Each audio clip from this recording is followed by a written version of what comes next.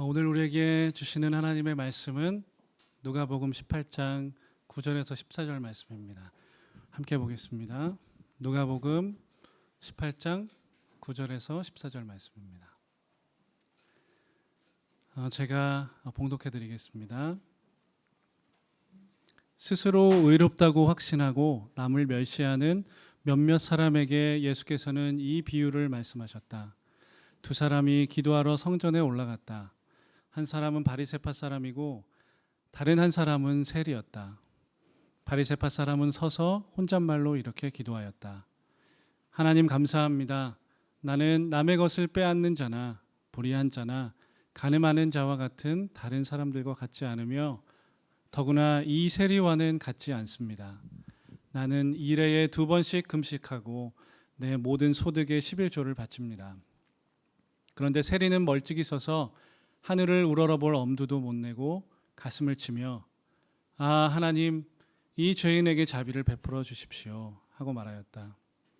내가 너희에게 말한다. 의롭다는 인정을 받고서 자기 집으로 내려간 사람은 저 바리새파 사람이 아니라 이 세리다. 누구든지 자기를 높이는 사람은 낮아지고 자기를 낮추는 사람은 높아질 것이다. 아멘. 오늘 우리 이야기 침례교회 성도님들과 함께 나눌 하나님의 말씀은 멀리 서서 가슴을 치며 라는 제목으로 하나님 말씀 함께 나누도록 하겠습니다. 여러분 4월 1일이 무슨 날인지 아시나요? 4월 1일이 무슨 날인지 아시죠? 예, 만우절입니다. 만우절인데요. 이 세상 거의 모든 사람들에게 4월 1일은 만우절일 거예요. 그런데 저와 제 아내에게 4월 1일은 조금 다른 날입니다. 최소한 죽기 전까지는 저와 아내에게 잊을 수 없는 날, 결코 잊을 수 없고 결코 잊어서는 안 되는 날, 그런 아주 특별한 날인데요. 4월 1일이 바로 저희 부부의 결혼기념일이기 때문입니다. 예. 저와 제 아내는 지난 4월에 결혼 10주년을 맞았어요. 예. 예, 결혼 10주년을 맞았는데 제가 29살이던 해에 제 아내는 24살이던 해에 2013년도였는데요. 저희는 가정을 이루었고 하나님께서 허락하신 사랑하는 두 아이들을 함께 양육하면서 지난 10년을 살아왔습니다. 정말 눈 깜짝할 사이에 10년이 지나갔더라고요. 여느 부부들이 다 그러하시듯이 저희 부부도 지난 시간 동안 참 많은 일들을 함께 겪었어요. 힘겨운 시간도 지나고 때로는 다투기도 하고 그런데 대부분 시간들을 그렇게 행복한 순간들을 함께 공유하면서 살아왔습니다. 그러면서 그 과정 속에서 서로를 더 깊이 알게 됐고 더 깊이 신뢰하게 됐고 더 사랑하는 그런 관계가 되었고요. 지금도 그러는 과정인 것 같습니다. 지난번에 이야기 침례교회에서 나왔었던 제 이야기들을 들으신 분이 여기 이제 몇 분 계신데요. 그분들은 조금 더 이해하실 것 같아요. 저는 종종 이런 생각을 해요. 제가 몸이 안 좋았었거든요. 그다지 건강하지도 못하고 돈도 잘 못 버는 사역자이고 때때로 마음의 상처를 안겨주는 나 같은 사람을 만나서 나 같은 사람을 남편으로 둬서 아내가 정말 고생이 많다. 예, 우리 남편분들께서는 그런 생각을 하시는 분들이 덜어 계실 텐데요. 사실 이런 생각이 들 때마다 참 아내에게 참 많이 미안하고 고맙고 그렇습니다. 아이들에게도 마찬가지예요. 이런 말 있잖아요. 부모는 늘 미안하다. 예, 부모는 늘 더해주지 못해서 미안하다. 예, 저도 부모가 되기 전까지는 몰랐는데요. 부모가 되어 보니까 저희 아이들이 10살, 9살이거든요. 부모가 되어 보니까 신기하게 그렇더라고요. 예. 과거를 돌아보면서 아이들을 어릴 때를 생각하면서 이런 생각을 가끔 할 때가 있어요. 그때 좀 더 잘해줄 걸, 그때 좀 더 사랑해줄 걸. 아쉽다, 미안하다. 그런 생각이 들 때가 있어요. 근데 사실 그뿐만 아니라 부모님께도 그렇잖아요. 예, 여러분 효도하지 못해서 죄송하다. 얼른 더 잘해드리고 싶다. 그런 생각을 종종 하곤 합니다. 어떤 사람은 가족들에게 미안한 마음을 가지는 게 그렇게 좋지 않다라고 그렇게 이야기하는데 저는 그런 말을 별로 신경 쓰지 않아요. 왜냐하면 제가 가진 이 마음이 죄책감이나 그런 게 아니라 사랑해서 사랑하기 때문에 그것에서 온 것임을 알기 때문이에요. 일종의 애틋함이라고 이야기할 수 있을 것 같아요. 애틋함. 예. 저는 아내에게 지난 10년 전에 그 설레이던 마음으로 연애할 때보다 10년이 지난 지금 사실 제 아내를 더 훨씬 사랑하고요. 예, 더 설레이는 마음으로 그렇게 함께 살고 있습니다. 아이들은 뭐 말할 것도 없겠죠. 전문가들은 다음과 같은 세 가지 단어가 부부간의 관계를 살린다 그래요. 세 가지 단어가 있는데 사랑해, 미안해, 고마워. 예, 여러분 너무 쉽죠. 사랑해, 미안해, 고마워. 여러분 자주 하시나요? 우리 부부 여러분, 예, 자주 하셨으면 좋겠습니다. 그런데 여러분 마냥 그냥 서로 간에 당당하고 당연한 마음을 가지고 대하게 된다면 어떤 일이 벌어질까요? 어떤 일이 벌어질까요? 제가 흔히 일어날 법한 그런 우리 일상에서 일어날 수 있을 만한 그런 일을 한번 가정해 봤습니다. 육아를 하고 있는 어느 신혼부부의 경우라고 제가 가정해 봤는데요. 월요일 아침이에요. 아내는 밤새 아기를 돌보느라고 밤잠을 설쳤고 남편은 이제 새벽에 일어나서 월요일이잖아요. 월요일에 출근해야 되잖아요. 출근해야 돼서 출근 준비를 하고 있는데 아내가 일어나지 못하고 아침 식사도 하지 못한 채로 근데 눈앞에 보니까 집안이 엉망이에요. 예, 그렇게 집안을 바라보다가 출근을 하게 됩니다. 남편은 출근하면서 이런 생각을 하겠죠. 내심 못마땅해 하는 마음으로 아침 식사도 좀 차려줬으면 좋겠고 집안도 좀 깨끗했으면 좋겠고 이런 생각을 할 것 같습니다. 내가 밖에서 이렇게 고생하면서 돈을 벌어오는데 당연히 이 정도는 기본으로 해줘야 되는 거 아니야? 아, 좀 섭섭하다. 그런 생각을 할 거예요. 그런데 남편만 그럴까요? 예. 아내는 아내대로 불만이 가득 차 있습니다. 내가 집에서 이렇게 고생하면서 아기도 돌보고 잠도 못 자면서 집안일 해오는데 열심히 도와주지는 못할 망정. 당연히 이 정도는 이런 상황은 이해해 줘야 되는 거 아니야? 나는 이해받아야 되는 사람 아니야? 여러분 이러한 장면에 대해서 어떻게 생각하세요? 이 상황에 대해서 당연히 이 정도는 해줘야지. 당연히 이 정도는 이해받아야지. 이해해줘야지. 이런 요구에 상대방이 응하지 못하면 실망합니다. 그 실망은 점차 짜증과 분노로 성장합니다. 서로가 서로에게 너무나 당연하고 당당해요. 요청이 아닌 요구를 합니다. 당연하게.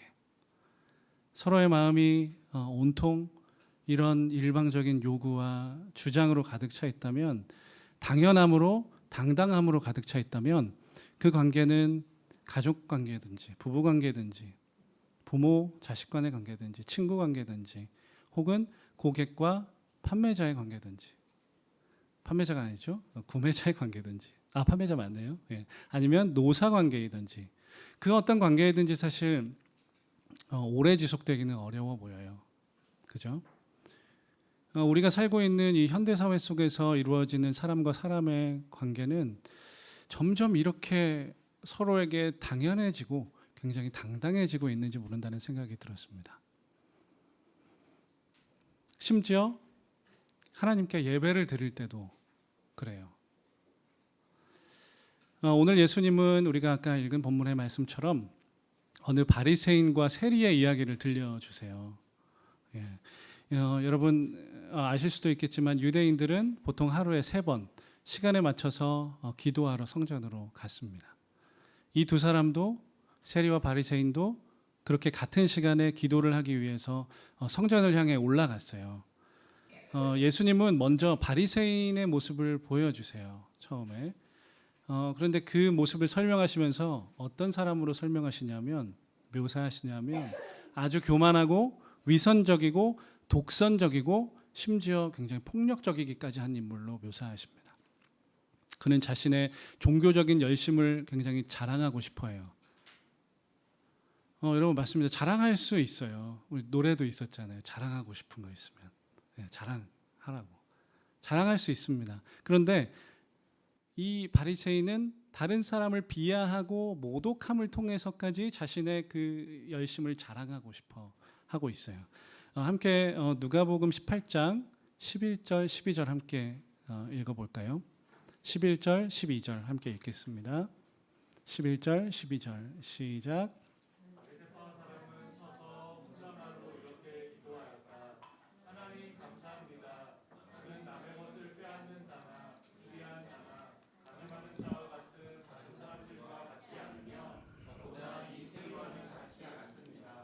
나는 일에 2번씩 금식하고 소득의 11조를 바칩니다.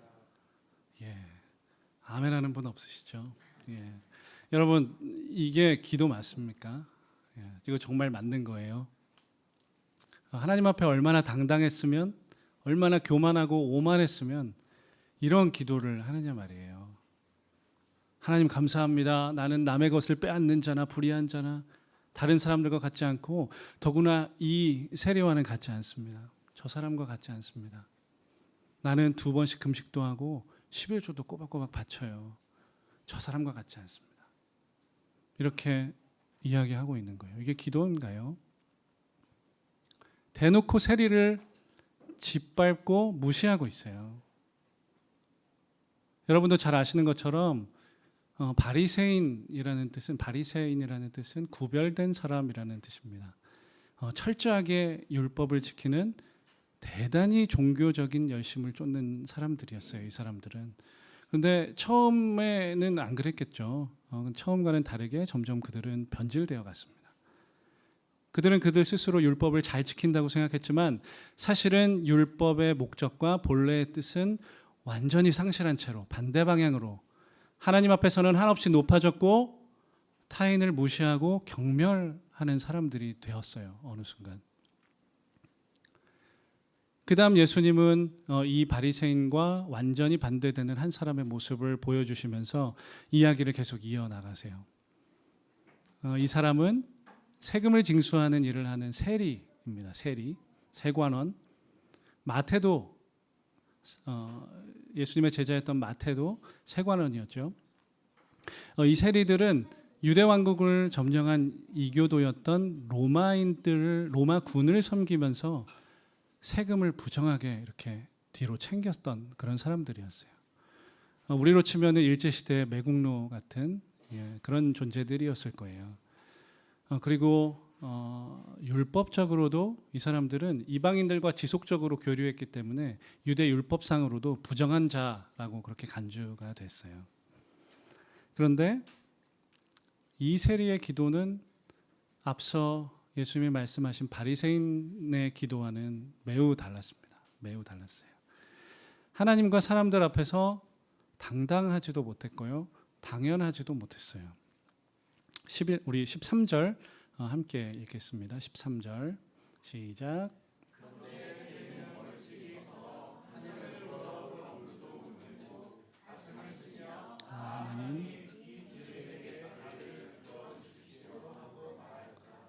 네, 개역 개정 성경으로 제가 한 번 더 읽어드릴게요.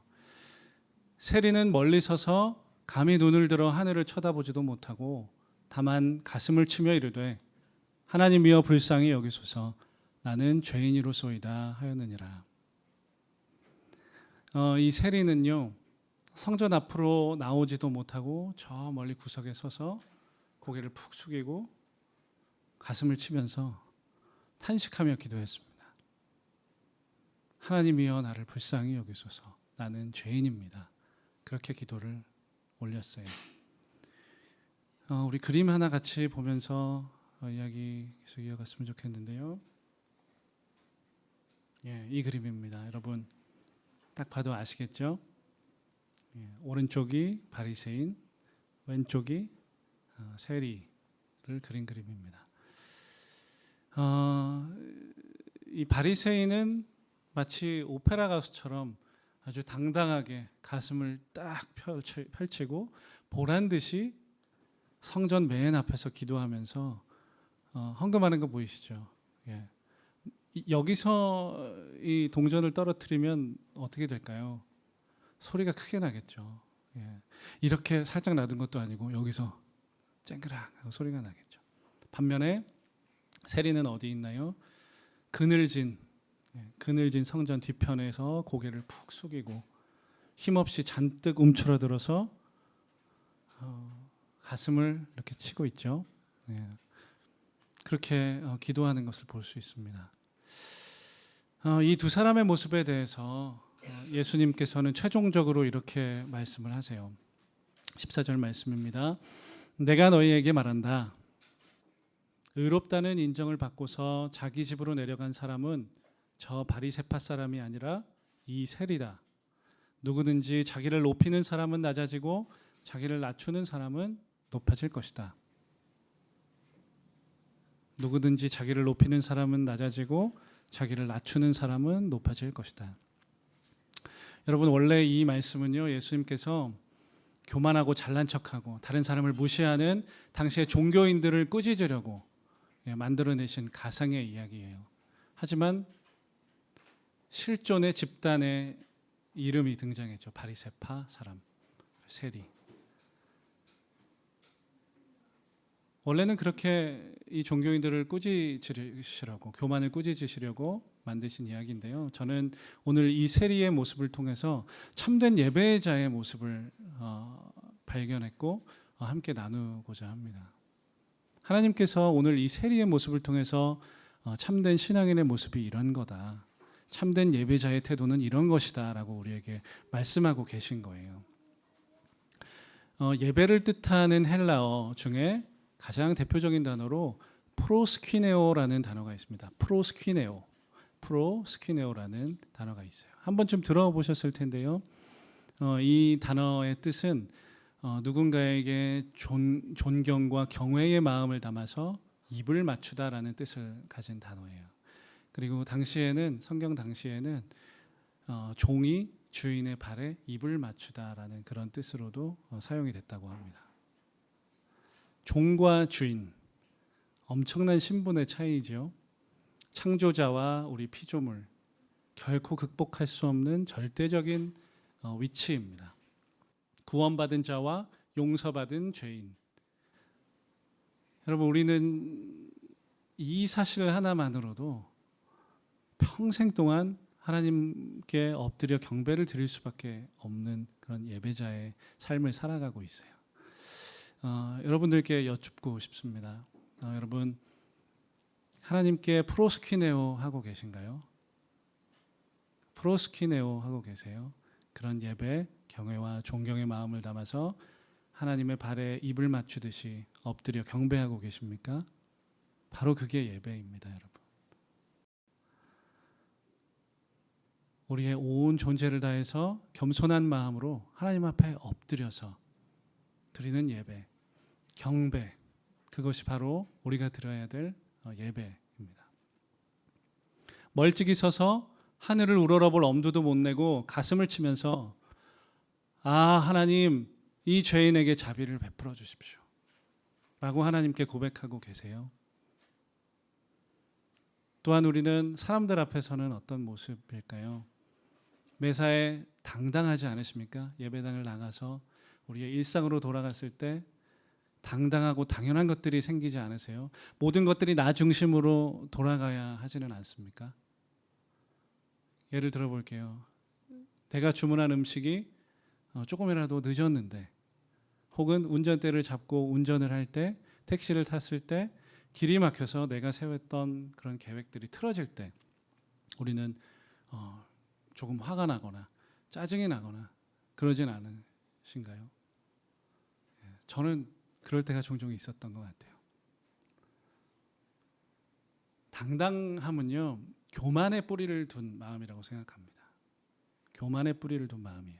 C.S. 루이스라는 작가가 이런 말을 했어요. 교만에 대해서. 교만은 그냥 죄가 아니다. 교만은 지옥에서 바로 날아온 죄라고 말했습니다. 교만은 산지직송이라는 거예요. 지옥 산지직송. 정말 큰 죄, 가장 인간이 가진 가장 악독한 죄 중에 하나다라고 그렇게 이야기했어요. 그리고 이 당연함, 매사에 당연해야 하는 것, 당연함은 자기중심성이 나아서 맺은 열매가 아닌가라는 생각이 들었어요. 이렇든 저렇든 이 두 가지 마음 모두 하나님 나라와 어울리지 않는 그런 마음들인 것이 분명해요. 예배자가 지녀야 할 마음이 아닌 것이 분명합니다. 그렇다면 여러분 어떻게 해야 될까요? 버려야죠. 버려야죠. 잘 안 되죠, 그게. 하나님을 예배하는 우리 그리스도인들에게 당연한 것은 사실 존재하지 않아요. 그렇지 않으신가요, 여러분? 마땅히 죽어야 할 우리의 죄가 어떻게 용서받았나요? 죄사함과 구원이라는 것은 전혀 당연한 것이 아닙니다, 여러분. 저희가 하나님을 예배할 수 있게 된 것 전혀 당연한 것이 아니에요. 오늘 그 예수 그리스도의 공로로 인한 은혜가 우리 삶에 충만하게 흐르고 있어요. 여기 우리 모두에게, 우리 가족들에게, 이 땅에 열방에 가득 흐르고 있어요. 그리고 한번 생각해 보십시오, 여러분. 우리가 멀쩡히 숨쉬며 살아갈 수 있는 우리의 일상, 잔잔한 일상, 예배하기 위해서 이곳에 나아올 수 있었던 우리의 몸과 우리의 마음, 우리의 동기, 곁에서 함께하는 우리의 가족들, 사랑하는 아이들. 여러분 당연하십니까? 아이들을 키워보신 분들은 아실 텐데요. 하루하루가 정말 당연하지가 않아요. 아이들이 숨쉬고 살아가는 거 보면서 하나님께 찬양을 드리게 됩니다. 하루하루. 다 은혜입니다. 하나님의 은혜예요. 그런 찬송 우리 많이 불렀잖아요. 모든 것이 은혜, 은혜, 은혜. 은혜입니다. 그런데 여러분 우리는 가만히 있어도 저절로 무뎌지고 잊어버리고 교만해지는 그런 망각의 존재들이에요. 어느새 돌아보면 하나님과 사람 앞에서 나 조금 신앙생활 좀 했다고, 조금 잘하는 거 좀 있다고, 능력 있다고, 돈 좀 있다고, 명예 좀 있다고 하나님 은혜를 다 그냥 없던 것 해버리고 나 홀로 올라온 것 마냥, 나 홀로 살아온 것 마냥 하늘 높은 줄 모르고 그렇게 높아져 버리는 그런 망각의 존재들입니다. 여러분 동의하시나요? 여러분 그래서 우리도 성전에 올라간 이 세리처럼 날마다 하나님께로 나아가셔야 됩니다. 성전에 올라가는 것처럼 우리도 날마다 시간을 정해서 하나님께 나아가야 돼요. 우리에게는 한계가 있습니다. 그리고 하나님을 경외하는 마음으로 이 세리처럼 내 죄악을 보여달라고, 구원의 은혜를 새롭게 깨달을 수 있게 해달라고 간절히 기도하셔야 돼요. 그리고 날마다 경외의 마음을 담아서, 존경의 마음을 담아서 하나님 앞에 엎드리셔야 합니다. 프로스키네오 하셔야 돼요. 그리고 가슴을 치면서 우셔야 됩니다. 여러분 우셔야 돼요. 여러분 세리가 어떻게 기도했습니까? 주님, 제가 죄인입니다. 어쩔 수 없는 이 죄인이 하나님의 큰 용서를 받았습니다. 여러분 깨달아지시나요? 내가 죄인입니다라는 사실이. 그렇게 주님께 울부짖으면서 가슴을 치면서 그렇게 용서받은 죄인인 우리의 모습을 더 적극적으로 인정하고 고백해야 합니다. 생각나게 해주셔야 해요. 마음이 새롭게 돼야 합니다. 입으로만 고백했다고 그게 될까요? 그렇지 않습니다. 성령님께서 도와주셔야 합니다. 그렇게 하나님 앞에서 날마다 나의 죄인됨을 인정하면서 가슴을 치며 우십시오, 여러분. 그리고 가능하시다면 좀 더 나아가서 내가 속한 가족과 공동체와 이 땅의 교회들을 생각하시면서 가슴을 치면서 우십시오, 여러분. 교회는 이래, 내가 속한 공동체는 이래, 그렇게 불평하지 마시고요. 여러분 우셔야 됩니다. 가슴을 치셔야 됩니다. 하나님이 들으셔야 돼요. 하나님이 일하셔야 돼요. 그리고 그뿐만 아닙니다. 우리가 그렇게 하나님 앞에서 겸손한 자가 될 때 하나님이 우리를 높여주신다고 약속을 하셨어요. 우리 14절 함께 읽겠습니다. 14절 시작.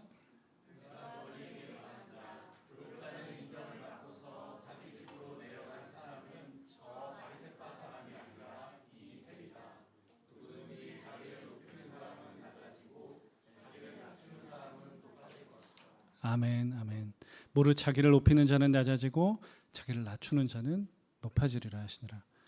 여러분, 왜 예수님께서 자신을 낮출 때, 우리가 낮아질 때 그때에 비로소 높아진다고 하셨을까요? 그때에 비로소 높아진다고 하셨을까요? 그것은 아마도 온 우주에서 가장 높으신 우리 절대자이신 우리 하나님이 가장 낮은 곳에 계시기 때문일 것 같습니다. 우리의 온 존재로 엎드리게 될 때 그곳에서 우리의 고개를 들면 하나님의 눈을 마주 보게 될 거예요. 그곳에 하나님이 계십니다. 그렇기 때문에 여러분, 낮아지셨으면 좋겠습니다. 우리가 낮아지기를 포기하지 말아야 합니다. 교만을 늘 경계해야 합니다. 교만의 반대말은, 여러분, 교만의 반대말이 뭘까요? 교만의 반대말 겸손. 겸손, 저도 그렇게 생각하는데요. 저는 이렇게 한번 생각해 봤습니다. 교만의 반대말은 경배이다 라는 생각을 해봤습니다.